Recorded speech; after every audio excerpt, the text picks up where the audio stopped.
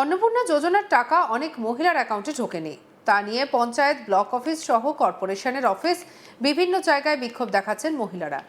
পঞ্চায়েত প্রধানদের ডিম থেরাপির শিকার হতে হচ্ছে। আর এই পরিস্থিতিতে বিজেপি বিধায়ক নিজের সোশ্যাল মিডিয়ায় ভিডিও বার্তা দিয়ে জানাচ্ছেন, ধৈর্য ধরুন, যোগ্যরা সকলেই মহিলাদের জন্য নির্দিষ্ট এই প্রকল্পের টাকা পাবেন। নবান্ন সূত্রে খবর, দ্বিতীয় পর্যায়ের অন্নপূর্ণা যোজনার টাকা ছাড়ার পর থেকেই শুরু হবে সরকারিভাবে যাচাই প্রক্রিয়া। আর এই যাচাই প্রক্রিয়া সম্পূর্ণ হলে অনেক প্রকৃত যোগ্য উপভোক্তা, অনেক মহিলার অ্যাকাউন্টে অন্নপূর্ণা যোজনার টাকা ঢুকবে বলে মনে করা হচ্ছে। একই সঙ্গে বাদ পড়তে চলেছে অনেক অযোগ্য উপভোক্তাদের নামও। রাজ্য সরকারের তথ্য অনুযায়ী ইতিমধ্যে দ্বিতীয় পর্যায়ের 1,20,00,000 মহিলার অ্যাকাউন্টে পৌঁছে গিয়েছে টাকা। নতুন উপভোক্তাদের মধ্যে প্রায় 5 লক্ষ আদিবাসী রয়েছেন বলে জানা গিয়েছে। তবে সম্প্রতি শিলিগুড়িতে মুখ্যমন্ত্রী শুভেন্দু অধিকারী জানিয়েছেন, যোগ্যতার ক্ষেত্রে সরকার কোনো রকম আপোষ করবে না, নিয়ম মেনে এই প্রকল্পের সুবিধা দেওয়া হবে।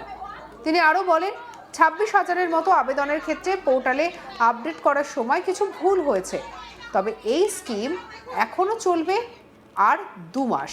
যারা পাননি তারা ফর্ম ফিল আপ করতে পারবেন এখনও। একসঙ্গে কারা কারা অন্নপূর্ণা যোজনার টাকা পাবেন না তাও স্পষ্ট করে দিয়েছেন মুখ্যমন্ত্রী।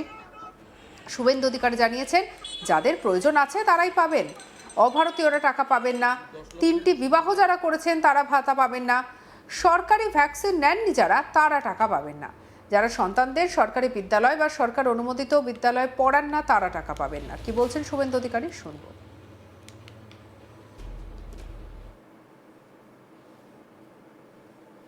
10 লক্ষের বেশি মহিলার অ্যাকাউন্টে গেছে। তার মধ্যে বড় একটা অংশ উত্তরবঙ্গের মহিলারাও পেয়েছেন। তার মধ্যে ধূপগুড়িতে, ওল্ড মালদাতে জুন মাসে যারা টাকা পেয়েছিলেন কেউ কেউ বঞ্চিত হয়েছেন। আমরা হিসাব করে দেখেছি জুন মাসে 28 লক্ষ লোক পেয়েছিলেন। এবারে একদিনেই আমরা 1,09,92,000 আমি ট্রান্সফার করেছি, পরে আরও যুক্ত হয়েছেন, 1,20,00,000 মতো পেয়েছেন। তাতে 26,000 মতো আপনার পোর্টালে আপলোডের করার ক্ষেত্রে ভুল করেছিলেন।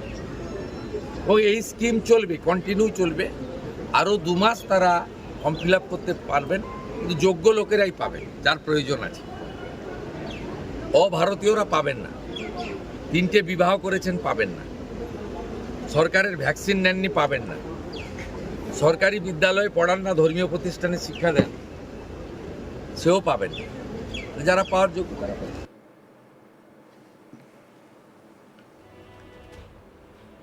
এরই পাশাপাশি আমাদের কলিগ সুজয় ঘোষ তার প্রতিবেদনের মধ্যে দিয়ে কি তুলে ধরলো, দেখব।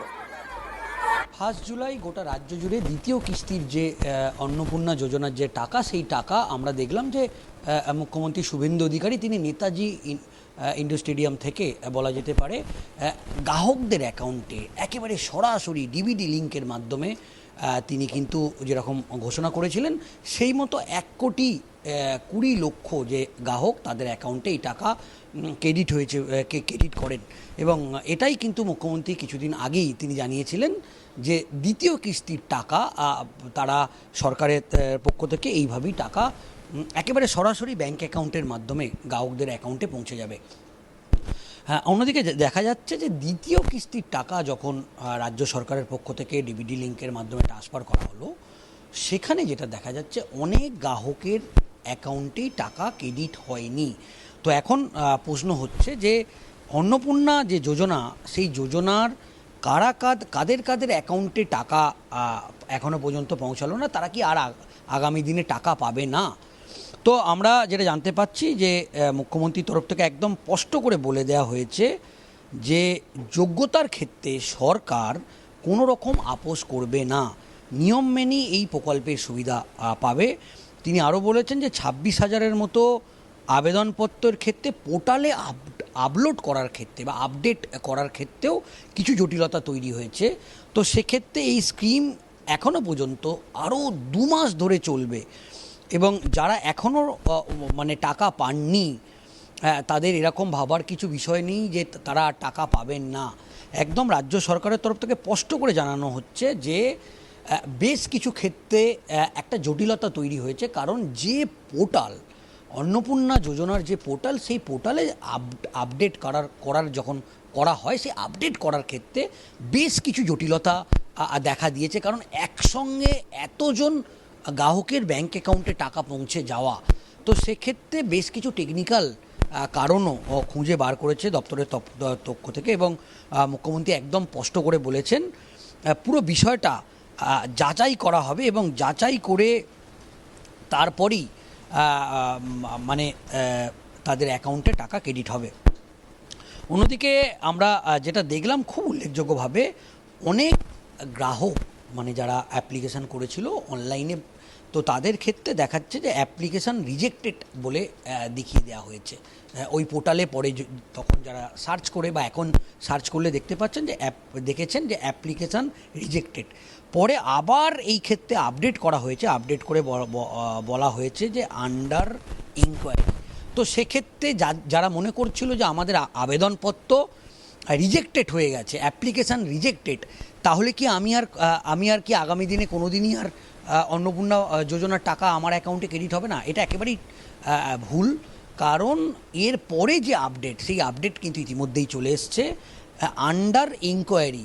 তার মানে আপনি যে আবেদনপত্র করেছিলেন অনলাইনে, সেক্ষেত্রে দেখা যাচ্ছে যে মানে আপনার আবেদনটাকে এখন পর্যন্ত যাচাই করে দেখা হচ্ছে, এবং যখন এই যাচাইয়ের কাজ সম্পূর্ণ পূর্ণ হয়ে যাবে তখন পরবর্তী ধাপে কিন্তু আপনার অ্যাকাউন্টে এই 3,000 টাকা ক্রেডিট হবে। তো এই মুহূর্তে গোটা রাজ্য জুড়ে এই অন্নপূর্ণা যোজনার টাকা দেখা যাচ্ছে যে অনেকের অ্যাকাউন্টে দেখা যাচ্ছে যে পেমেন্ট ফেলিওর। তো সেক্ষেত্রে স্পষ্ট করে দেওয়া হয়েছে রাজ্য সরকারের তরফ থেকে বা নারী শিশু কল্যাণ দপ্তর, যে দপ্তরের উদ্যোগেই এই অন্নপূর্ণা যোজনায় টাকা ক্রেডিট হচ্ছে, সেই দপ্তরের পক্ষ থেকেও একটা জানানো হচ্ছে যে অনেকেই অ্যাপ্লিকেশান করেছেন কিন্তু তার অ্যাকাউন্টে ডিবিডি লিঙ্কটা নেই, সেক্ষেত্রে পেমেন্ট ফেলিওর দেখিয়েছে। তার মানে আগামী দিনে তিনি যদি এই ডিবিডি লিঙ্কটা করে নেন এবং পরবর্তী সময় তার অ্যাকাউন্টেও এই টাকা ক্রেডিট হবে। এই অন্নপূর্ণা যোজনার টাকা নিয়ে দীর্ঘদিন ধরেই নানা রকমের চর্চা চলছে। আবার যেমন আমরা আরও এক ছবি দেখেছি, টাকা না পেয়ে বারবার চড়াও হওয়া এমন ঘটনাও ঘটেছে, ডিম ছোড়া প্রধানকে লক্ষ্য করা এমন ঘটনাও ঘটল। আর যাকে কেন্দ্র করে রীতিমতো চাঞ্চল্য ছড়ালো হাওড়ার ডোম জুড়ে।